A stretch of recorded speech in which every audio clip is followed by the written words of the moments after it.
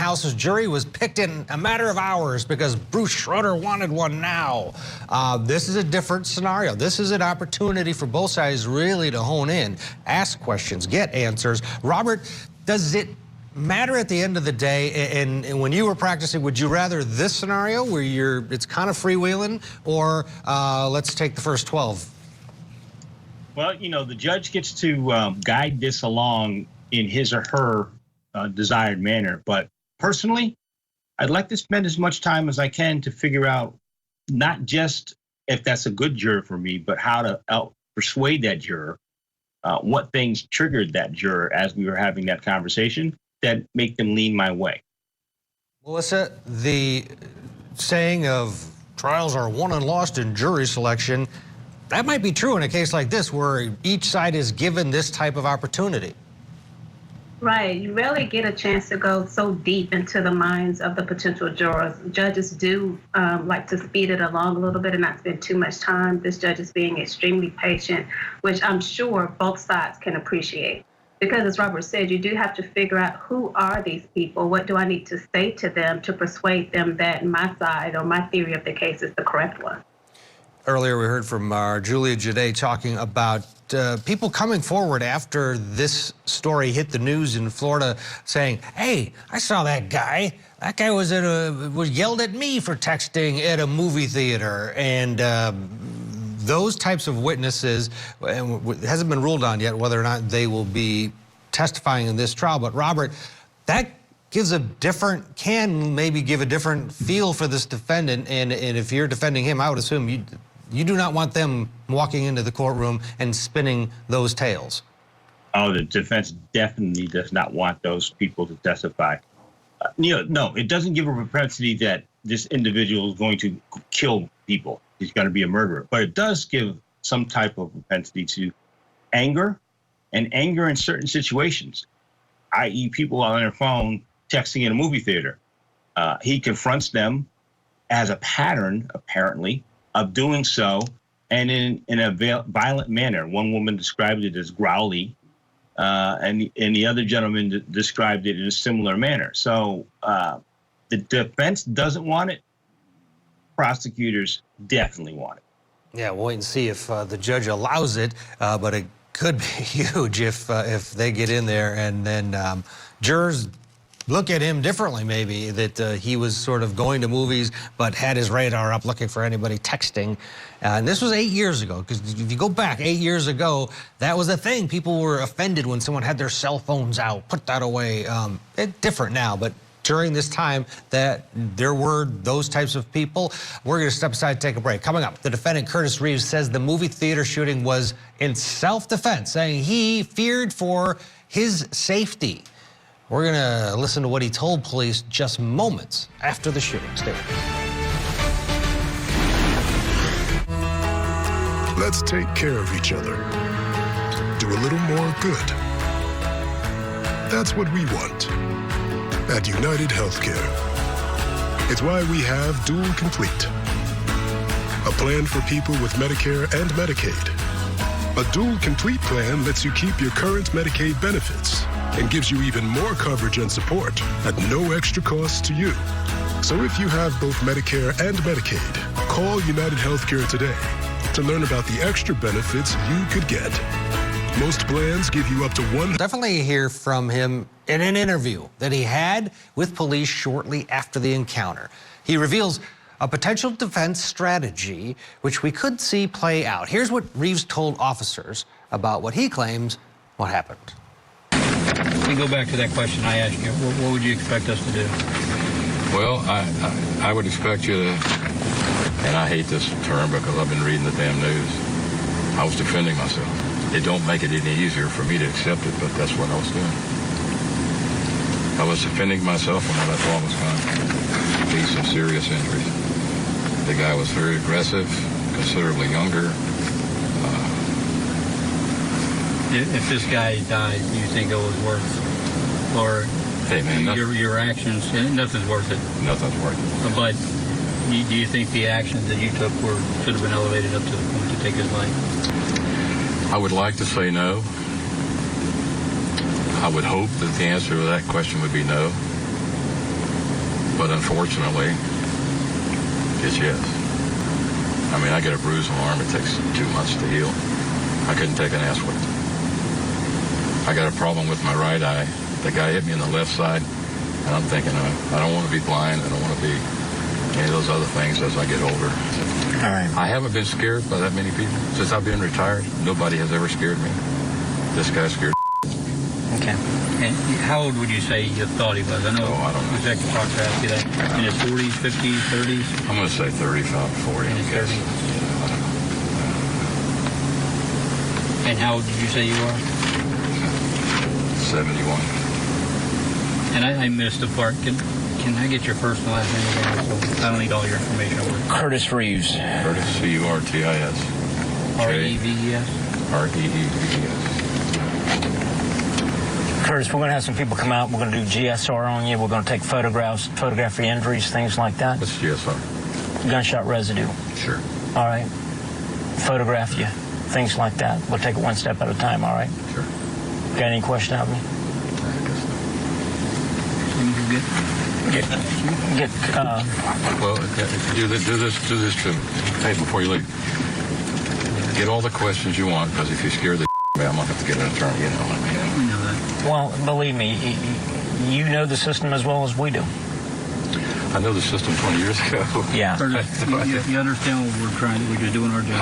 And you know what? We haven't decided what we are going to do, but if we go talk to them and everything verifies both ways, then we'll do what we think's fair and who's them? what we think's right. All the witnesses. Oh, all the okay. other stuff. Oh, you guys have already talked to the witness. You guys talked to the state attorney, right? I've talked to 2 witnesses. Oh, really? Yeah, that's all I've talked to. Have you talked to my wife? No, I haven't. I will talk to her. We'll go one step at a time, all right? She's got, like I said, bless her heart, she's the sweetest thing on earth. I don't deserve her. She could never, ever, ever justify this anywhere. She'll probably tell you that. She made a comment to me that, Hey, Trav. I don't remember what it was, like, what was that, or Right. why'd you do that, or...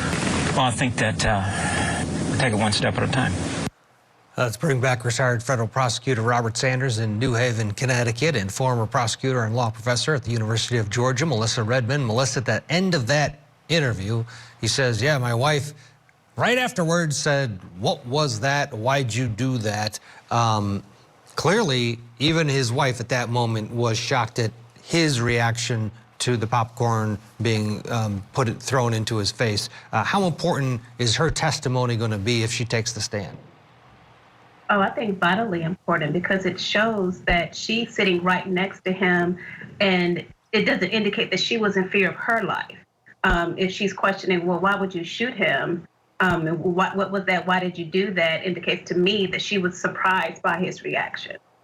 And to that point, Robert, and she may not testify and is not going to incriminate her husband intentionally, but the fact that he said that in that police interview is a big deal, is it not? It is. Utterance is close to the event, where you are giving factual impressions about what you believe to be going on.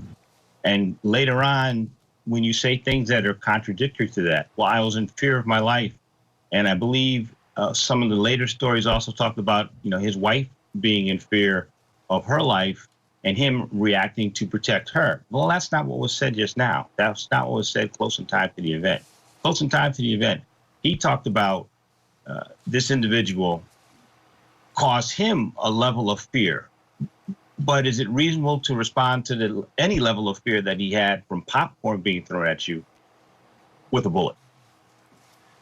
Melissa, his frailty that this is sort of a, we hear this in the police interview.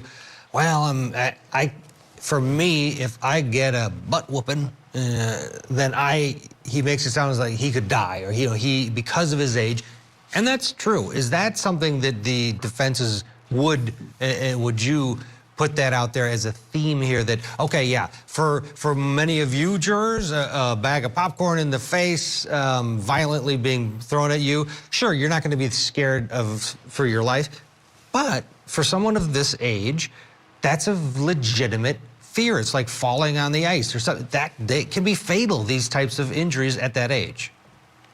Right. One of the things the defense is going to point to is Mr. Reed's fear of death or serious bodily injury that triggered him the need to protect himself. He can talk about the victim's reaction to him, the aggressiveness of it, the size disparity, the age disparity, all of the things that show that he threw popcorn in my face, but immediately, or I was imminent. I felt like he was immediately going to cause me serious bodily harm, and that triggered my right to protect myself. Here's a little bit more of him talking to the police right afterwards and what he says happened. His feet were on the seat, at least one of them was, and he was pushing back with his hand, and he was coming over the seat. Now, exactly where his feet were, I don't know. He was coming over into my area, where I'm sitting. Okay. And I'm saying, whoa, whoa, whoa! It's like this is just a cell phone, but this is nothing.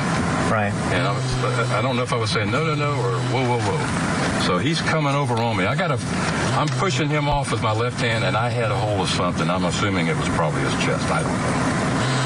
With your left hand? With my left hand, right. As he's coming over, do you actually make contact with us? I made contact with something, his arm, his chest, his shoulder, I don't know. I'm saying, no, no, no, whoa, whoa, whoa, whoa. And like they say in the books, it happened so fast until...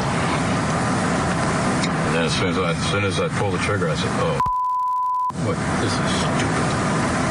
But again, I'm 71 years old, I don't need with I'm a younger man.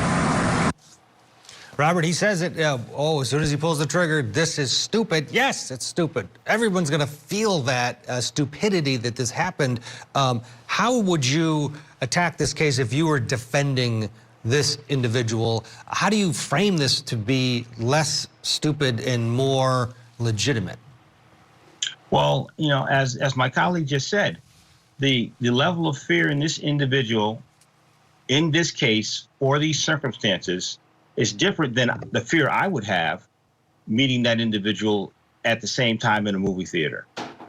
I'm not a 7-year-old man, hearing impaired, visually impaired, whatever other frailties he may have had, which caused him to have that level of fear. I want to emphasize that to the jury, and I want the jury to put themselves in this man's place. I want them to think about their elder relatives who may have been in a situation like this. And when they reach that situation, I want them to try to elevate it to, wow, I now fear for my life because I don't have the ability to defend myself physically. I have a weapon, and that weapon will stop the aggressor. What do? Do I not use the weapon and take my chances? Or, as Stand Your Ground allows, or at least it did in this prior iteration, I can fire and just tell everyone I feared for my life. Yeah, and it'll be fascinating to see if he now takes the stand too and doubles down on that with 8 years to think about it. Straight ahead, a 2017 hearing for the defendant saw some emotional testimony from his family. They took the stand. They were witnesses too at the crime scene. Stay with us. Me? I'm a fire starter. And change is now. We're done. Done with bladder leaks, worry, temporary fixes. Because we're letting the world Innovo. Now we have science behind us, we hold the power. We wear the pants. New Innovo pelvic floor restoring pants. At last, being leak-free is possible. Change has spoken.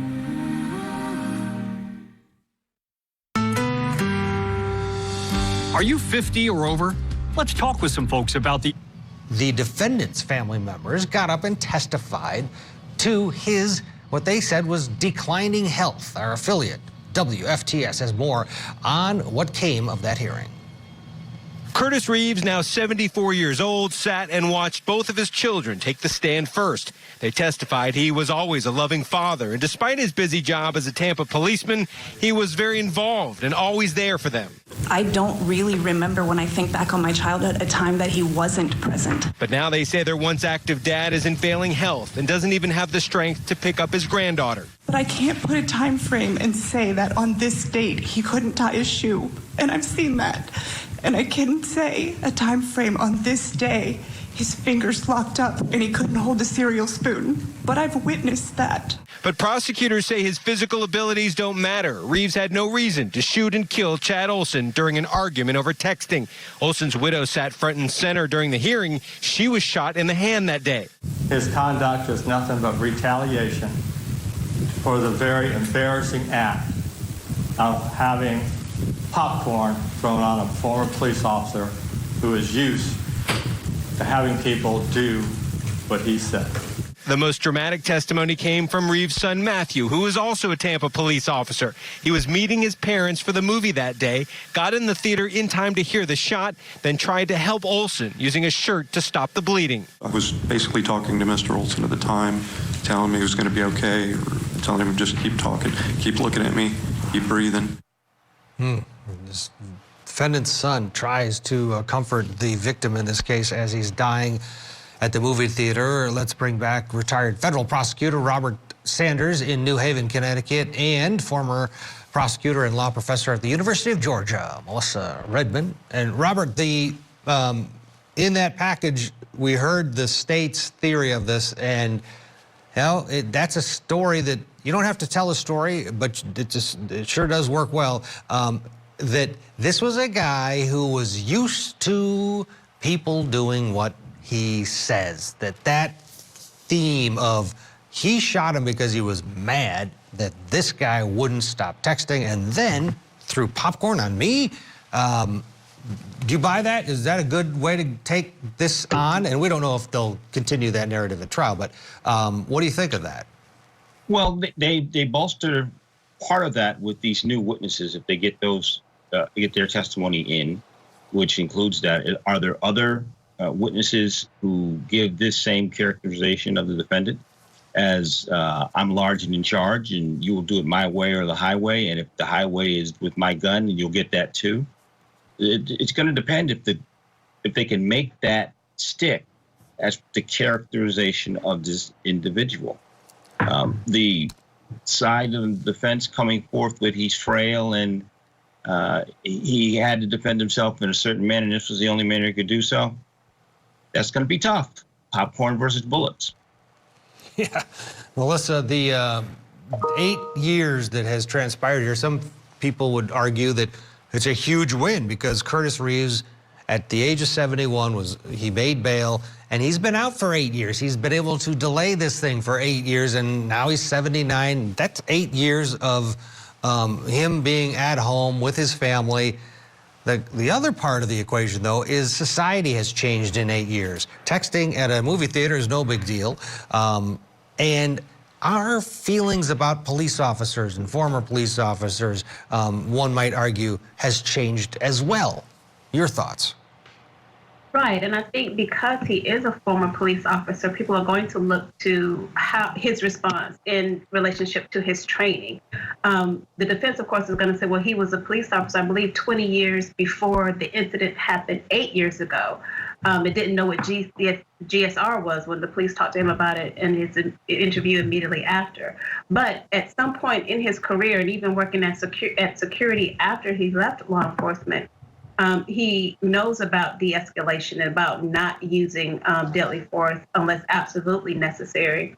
And why would he, as opposed to anyone else without that type of training, not know that it was not necessary or not reasonable to respond to popcorn being thrown in your face or a cell phone being thrown at you with firing your weapon, your .380 from your pocket? It makes no sense. And one of the things the jury is going to have to determine is, even if his feelings of being in fear of imminent bodily harm were sincerely held, that he honestly believed he was going to get seriously hurt or killed, was that fear reasonable under the circumstance? Robert, does either side want the jury to contemplate his history as a cop, or is it better just an old guy with a gun in a movie theater? Well, both sides want it to an extent. So the prosecution wants it for exactly what Melissa just said. This is a guy who was trained. There's testimony in there that he was instrumental in forming SWAT in their county, in their locale, and that type of training is all about de-escalation, all about bringing things to a head so that everybody walks away and nobody's carried away in a zipped up bag. On the other side, the defense can use it for the exact same purposes. Hey, look, this is a guy who's been trained in these things. He knows when to pull that weapon out and act in self-defense. And he had gotten to that point in this situation. The popcorn, the cell phone, those were all the first steps to a larger assault that was coming. And as a police officer, he recognized the scene, the signs, and acted. And Melissa, he didn't know that it was popcorn at the time. When he initially talked to police afterwards, he said, I was hit by something, I think it was his fist or maybe his cell phone. He didn't realize that it was a box of popcorn. And that's a big visual. You know, if you realized it was popcorn, you know, the lightest of snack foods, of course you're not going to be feared for your life. But if you thought it was a fist or you thought it was a cell phone that was thrown at you, that's a little bit more serious. And the fact that he did, in that initial interview, say that, how helpful is that? And is that something you're going to hammer through from the defense point of view, opening statements on through? I actually don't think it's very helpful for his defense, because he didn't know what it was. You know, something hit me, it might have been his fist or a cell phone. Those are two very different things.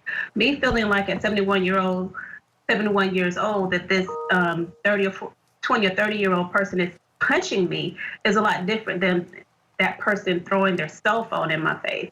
And he didn't know what it was. And one of the things that the defense has to show is that based on the totality of the circumstances, what was happening, he was in fear of his safety, or fear of his life. And he'll have to say what he thought was happening. And based on his interviews shortly after the shooting, he really didn't know. He knew that the person was being aggressive towards him and threw something at him. But whether or not that something was something that should have caused him to be in fear of his life, it turned out not to be. And so I think that's going to work against the defense. Good point. Coming up, the federal trial for the 3 former officers charged with violating George Floyd's civil rights continues today up in St. Paul, Minnesota. What did a toxicologist say about the factors that led to George Floyd's death? That's next. If you need life insurance but are worried you won't get approved due to your age or pre-existing conditions, listen up. Plans are available now, and you cannot be turned down due to health. At my age? If you are between 45 and 85, your acceptance is guaranteed. No health questions, no medical exam. No medical exam? For someone my age? It's true. Impressive. Get up to $25,000 in coverage, guaranteed, to help your family pay credit card debt, medical bills, or funeral costs. Your loved ones will thank you for planning ahead. Here is what she told the jury last year in the state trial of Derek Chauvin about what she found in George Floyd's car. Can you describe what's depicted in this photograph? In this photograph, you can see inside the front driver's side of the SUV, and there is an item of evidence that has been marked with that 46 item tent. And so why do you do that? Every item that we collect in a case gets its own unique item number, so that way we can track it through the lab and the chain of custody after that point when it's collected. All right, so let's proceed then to Exhibit 145. And is this now a close-up of item 46? Yes, this is a close-up of item 46. It was a Suboxone packet that was opened on the driver's side floor. And are you familiar generally with what Suboxone is? Generally, a little bit. What is it? It is a prescription medication used for adults with an opioid addiction. And so was this item recovered by you? Yes. Forensic scientist Mackenzie Anderson is back on the stand today. She's facing cross-examination from the defense attorneys. Yesterday, also focused on what George Floyd's cause of death was. The jury heard testimony from a toxicologist. The prosecution is trying to show that Floyd died because the officers did not intervene when Derek Chauvin pressed his knee on George Floyd's neck. The doctor said he did not die from a drug overdose. There is no sign that he was showing any signs of an imminent drug overdose. Folks who have a drug overdose don't stand up and walk. Another development, the trial happened before the testimony resumed yesterday. The judge had to dismiss a juror whose son was ill. That juror was then replaced with an alternate. The judge anticipated this might happen, might lose a few along the way, and that is why they had 6 alternates instead of the usual 2, so not an issue there. Still with us, federal prosecutor, retired, Robert Sanders. He's in New Haven, Connecticut, and former prosecutor and law professor at the University of Georgia, Melissa Redmond. Melissa, to you first on this one. For this case, it is different than the Chauvin case, especially when it comes to George Floyd being under the influence of drugs, because these other 3 officers, if they believe, and they talked about it in the body camera video, asking him if he was on something because he was acting weird. If they believe that he had drugs in his system or was using drugs, it actually works against them because that is a factor in providing aid to someone. And Two Tao says it, don't do drugs when he's yelling at the crowd as a, an off comment. All of this matters, does it not? And it's different than the Chauvin trial where the cause of death had to be knee on the neck. Right. Here, if it's a failure to act, if they believe they encounter a citizen who's having some reaction to drugs, that his behavior is being contributed to the use of some type of narcotic, and he's, being irrational, he's not following directions, he seems to be in very, a lot of distress, then the reaction should have been to seek help for that person, to make sure he's safe and make sure there's some type of medical intervention. And that's not, of course, what they did in this case, and it contributed to his death in their failure to act. Robert, your thoughts on that, the drugs in George Floyd's system, which we know he had fentanyl in his system. Well, how does that factor into the defense case or the federal government's case in this trial for the other 3? Drugs can alter individuals' behavior, but if he was acting in a way that indicated he was on drugs, they have certain procedural steps that they should have been taking, and they didn't take those steps. If they believed he was on drugs and they knew that and they didn't take those steps, that failure to act adds to their culpability. Yeah, it almost seems like it works to the federal government's advantage if having drugs in his system and those comments that Tu Tao made to the crowd saying, settle down, people, you shouldn't do drugs.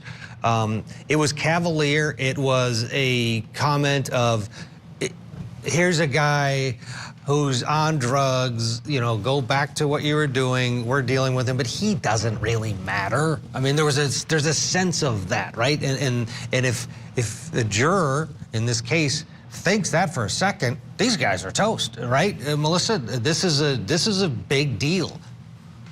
Yes, it's a very dismissive comment, especially when you look at the amount of distress George Floyd was in that's displayed on the video. And of course, more importantly, the jury's gonna know what happened after this, and his pleas for help and his cries that he couldn't breathe. And they didn't do anything in spite of all of that, in spite of the crowd indicating, just, check his pulse. He's not breathing. He's dying, basically, and they still did nothing. All of that is going to work very much to the prosecutor's favor. Yeah. That trial continues up in St. Paul, Minnesota. No cameras. Otherwise, we'd be showing that one wall to wall. But no cameras in the federal system, sadly. Coming up, Travis Rankin, now a convicted mass murderer. His mental health, it was all this trial was about. Now, how could that play into where he is sent to serve his sentence? That when we return.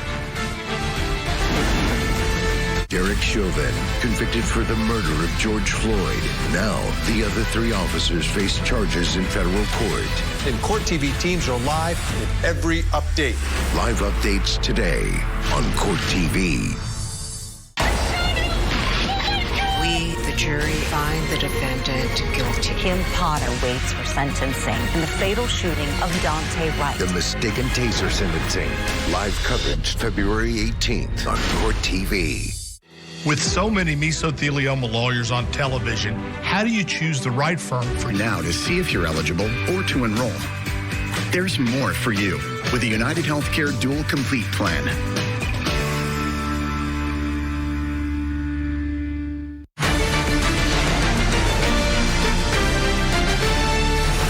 We, the jury, unanimously agree that the defendant shall be sentenced to imprisonment for life without possibility of parole. You saw that moment live on Court TV when a jury found Travis Rankin guilty and sentenced him for the deadly Waffle House shooting that killed 4 people. Now the question is, what happens to him? Will he head to prison or to a mental health facility? Here's more from our affiliate WTVF. I can tell you that Travis Reinking is still in the Davidson County Jail and will remain there for the next few weeks. But after that, he'll be moved, and his fate is pretty much clear.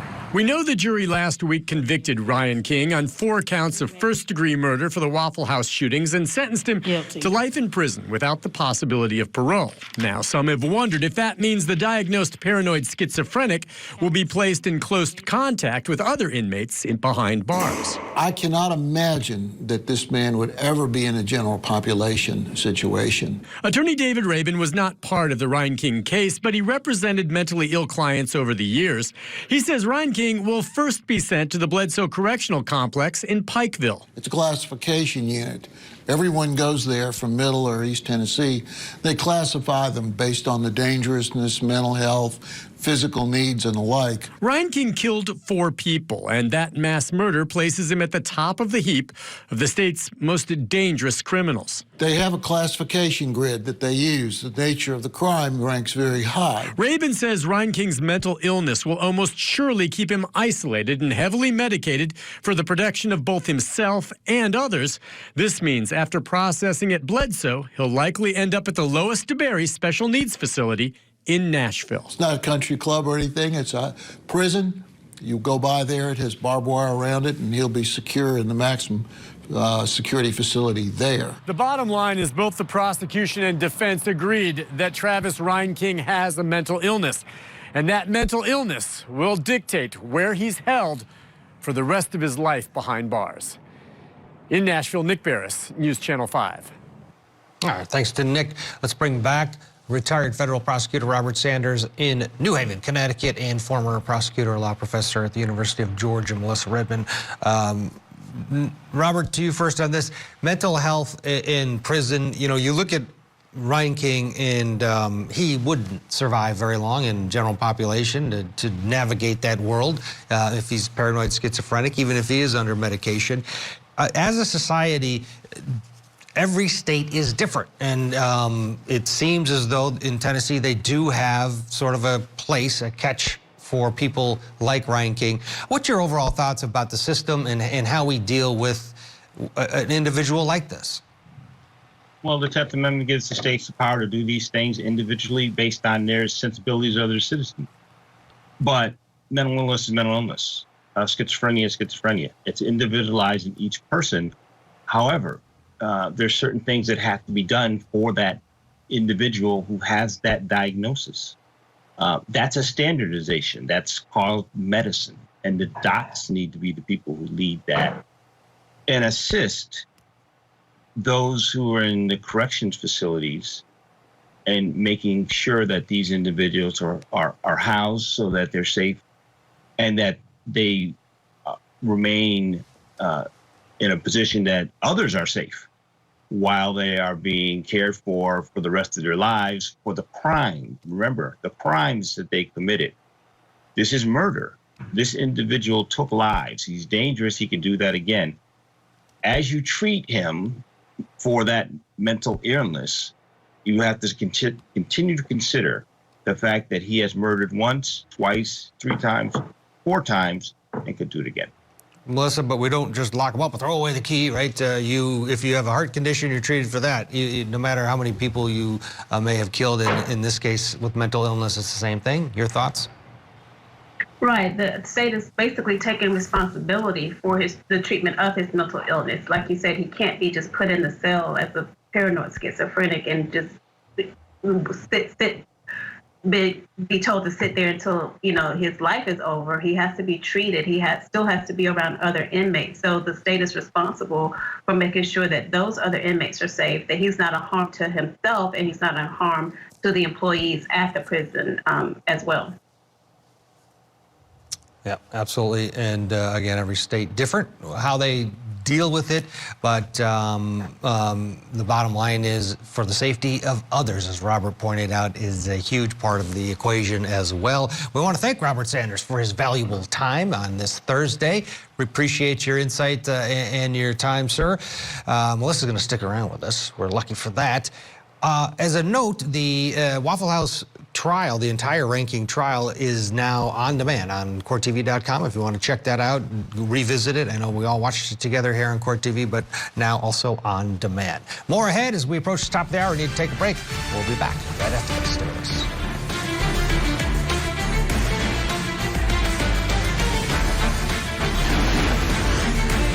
This is exactly why we chose leaf filter. Before leaf filter, our gutters would get so clogged. Tree limbs, bird nests. Our house is 2 stories tall. Getting up to these gutters is very dangerous. We always hired somebody to clean these, and that was very expensive. Leaf filter was a lifesaver. When the salesman came over and showed us how they worked, gave us interest-free financing, and the price was right, it was a no-brainer. The leaf filter installation process was so simple and easy. They got our entire 4,000 square foot house all fitted out and installed in less than a day. And we noticed the difference right away. Now, Pasco County, Florida courtroom, where jury selection is moving forward in the movie Popcorn murder trial. Today marks day 4 of the selection process. Curtis Reeves is accused of murdering Chad Olson in 2014 during an argument over a cell phone in the theater while the previews were showing. The defendant says it was self-defense. He faces second-degree murder and aggravated battery with a deadly weapon. Right now, they are going through the process of jury selection. Let's dip in live for a little bit of coverage and listen to the prosecutor questioning a panel of jurors about what they know about this case. Not that great. Others are very specific.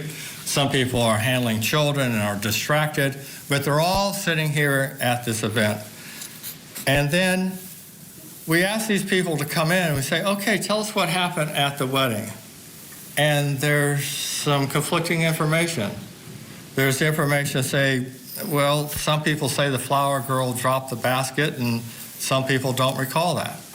You might have whether or not the best man had red hair or blonde hair. There was a conflict. There was how many members of the bride's party were there? Was there 3 or 5? There's just a conflict there.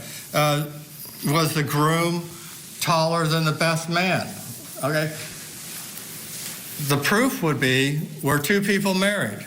But when you bring the people in, they say 2 people were married, but these details about the wedding, let me ask, I'll go back to, where's number 29 on my second row? There you are. Would you agree or disagree with me that those factors about whether or not who was taller or shorter, how many bridesmaids were, in that party, whether or not the flower girl dropped the flower basket, who had red hair and blonde, those things in conflict have nothing to do with 2 people, whether or not they were married. Would you agree with that? Correct. Okay.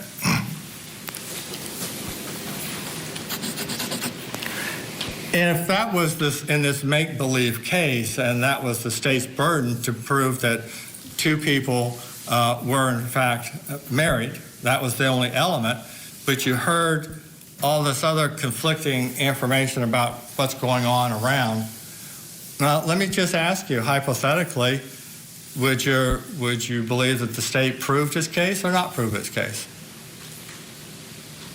with all the evidence and... Yeah, the elements would be just two people are married. Right. But you heard all this other stuff. It's hearsay. The other stuff is hearsay. All right. Okay.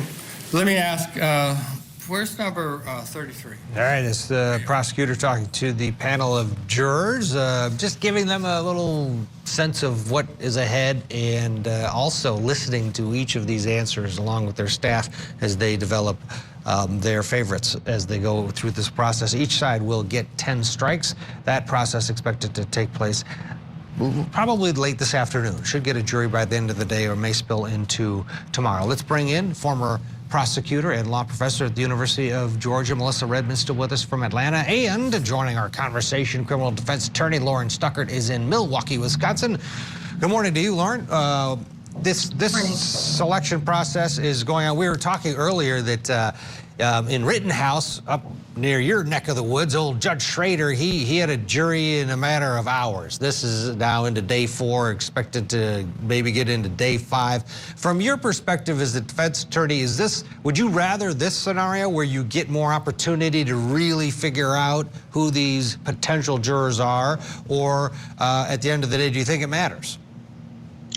You know, as the defense attorney, my preference is going to be to get it done as quickly as possible with as many of the jurors in the room at the same time as possible. It's good to have background information in the form of questionnaires often if you're able to do that. But, you know, to have this extensive process, it makes it difficult to build a rapport with these jurors for both the prosecutor and the defense attorney, I would think. So it's a long process. We'll have to see how it ends up with these 6 jurors that are chosen. Melissa, it's an opportunity for both to build that relationship, and it starts from the moment the process begins. But to Lauren's point, it also adds, I guess, a level of pressure, does it not, for all of the attorneys when it's elongated like we're seeing here? Right. Jury selection itself is a very long and arduous process. It's kind of painful to sit through, especially for the jurors, because they're sitting there waiting to be asked a question, and the question may or may not pertain to them. And they're just kind of, and I think in this situation, they're doing smaller panels, and some of the questioning is even being done individually. So there's a lot of waiting, and jurors get antsy and they get irritable. And so if they're waiting and trying to figure out, can I go on with my life, with my plans for this week, the rest of next week, and I have to wait day after day to find that out, they're going to hold someone responsible, and you don't want it to be you. You don't want them to say, well, this prosecutor dragged these questions on over and over and just kept us here all day. We could have been in and out in a few hours. You don't want them holding that animosity towards you as a prosecutor and not listening to the facts that you're presenting during the trial of the case. Yeah, absolutely. It's a fine line there, because it is valuable time that these jurors are giving up, and they're sensitive to it. That process continues in that courtroom, and we'll be dipping in throughout the day as they continue. Right now, it's that panel in there. It's going to transition to individual voir dire. That's where you really figure out what people know about the case and some of their preconceived notions. Vivian Reeves was sitting right next to her husband when he shot and killed Chad Olson in that movie theater. Moments after the shooting, she emotionally told her side of the story during a police interview. Let's listen to some of her recollection of how things got out of control so quickly. I'm the case detective. My name's Alan Proctor. How are you? I'm so sorry about. I hate to have to talk to you about all this, ma'am. I'm still trying to figure out exactly what occurred, and I appreciate you talking to me again. Ms. Reeves, what's your first name, please, ma'am? Vivian. And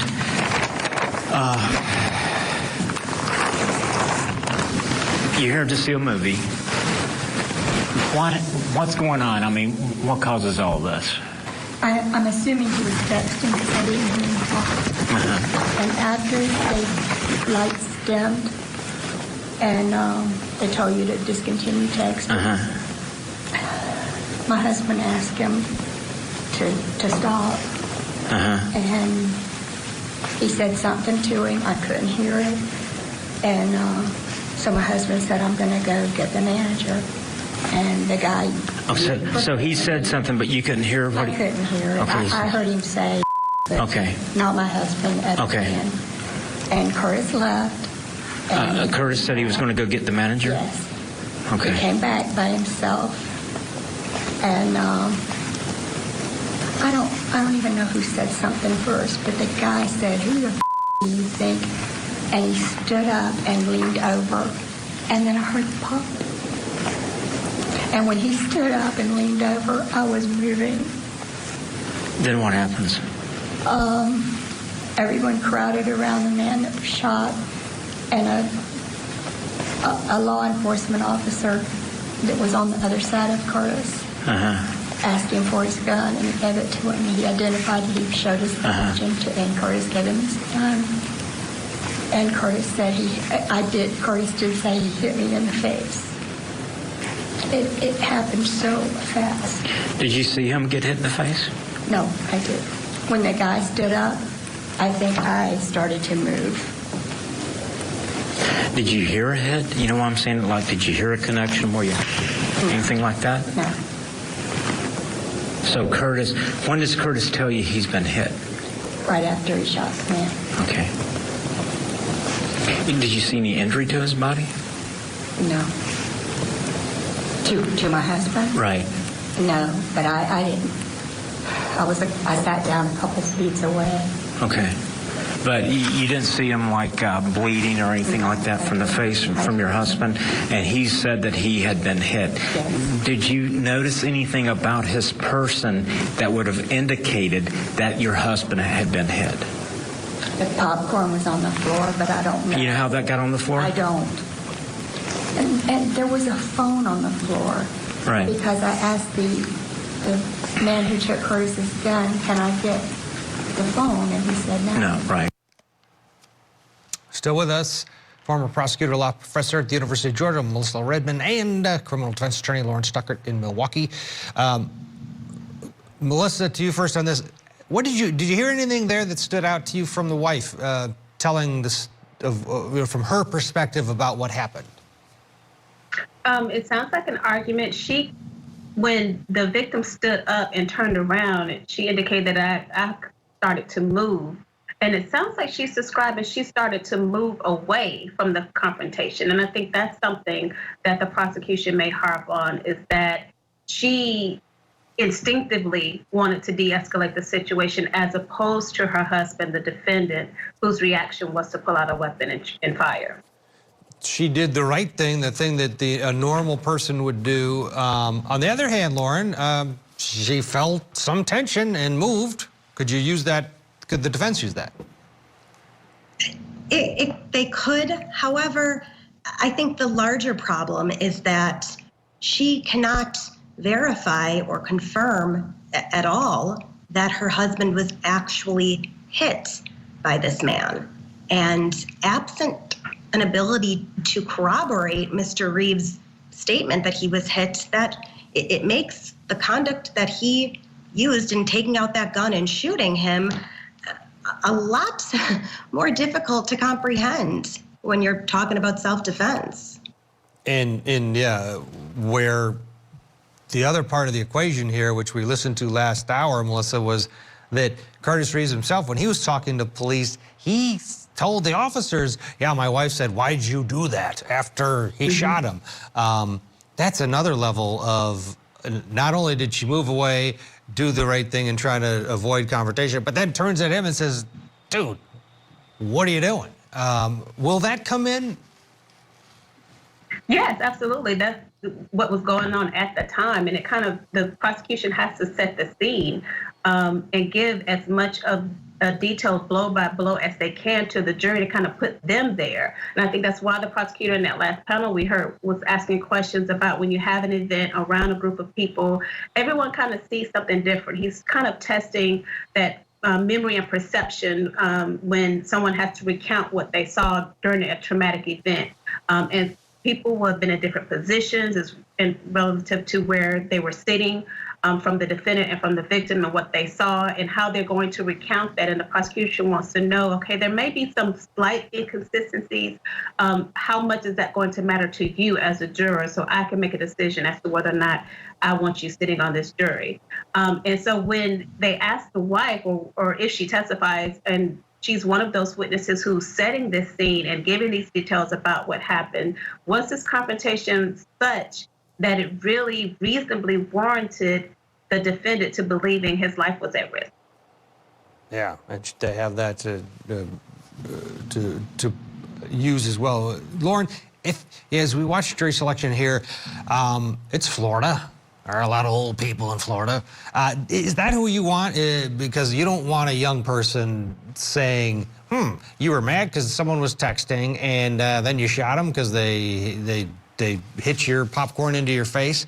But maybe an older person can understand that fear that Curtis Reeves says he experienced when a younger man was now coming at him and struck him with something.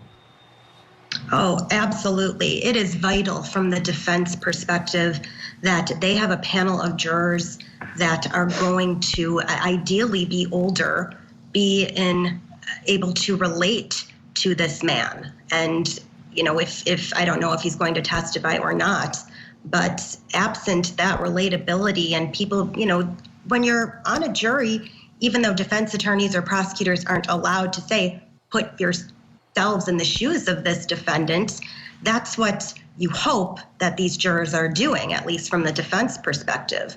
So in this selection process, young people likely who are, always on their cell phones and whatnot, and don't really get irked or angry when other people bring them out. I mean, I'm not speaking for everybody, but generally it's, not uncommon to be in a movie theater and see someone, check their phone. They're not going to be as understanding of Mr. Reeves' anger. Someone who's older and, more of an old soul, traditional, might be able to understand where he was coming from. Ideally, you want maybe even grumpy jurors, people who are going to be irritated by that if the defense is lucky enough to find some of them. Yeah, you want a grumpy old man with a flip phone who's mad at everybody using their other phones. We'll see how that plays out, and we'll be dipping in throughout the day in the jury selection process. We're expecting individual voir dire to be coming up. Always interesting to hear what people know about a case and their preconceived notions about it. Coming up, following the movie theater murderer, another Tampa resident came out and said, hey, they were targeted by this guy too, in a different theater. We'll talk about that after this. The following information is for all Medicare recipients.